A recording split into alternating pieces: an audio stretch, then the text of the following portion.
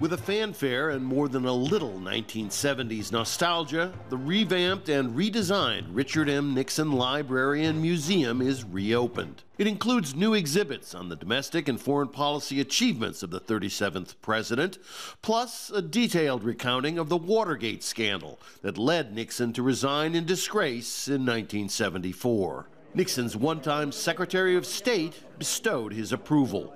I think it's spectacular, educational, and honest. This is an exact replica of President Nixon's Oval Office. Al Jazeera got a preview before the grand opening.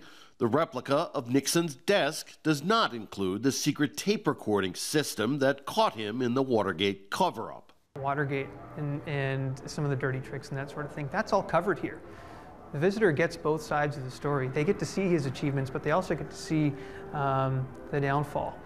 And you know, we think visitors are going to leave here very surprised with what they discover about Richard Nixon. The museum's reopening comes at an opportune moment, allowing for reflection on the changes in politics and parties, and to put the current race for the White House in historical context. Nixon's daughter, Tricia Nixon Cox, says her father would be disappointed. I think he would like to see these campaigns evolve into more of the issue-oriented variety. Nixon was known for using questionable tactics to trip up his opponents, hence the nickname Tricky Dick. But the lack of substance in the current campaign would leave Nixon dismayed, says presidential historian Alan Lichtman.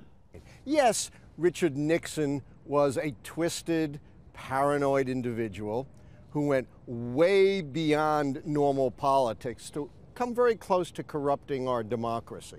Richard Nixon would be utterly appalled at what Donald Trump is doing, claiming the election is rigged with absolutely no evidence, and with a pile of evidence to the contrary that elections for president aren't rigged in America. Useful comparisons with the past and a reminder of the arrogance of power.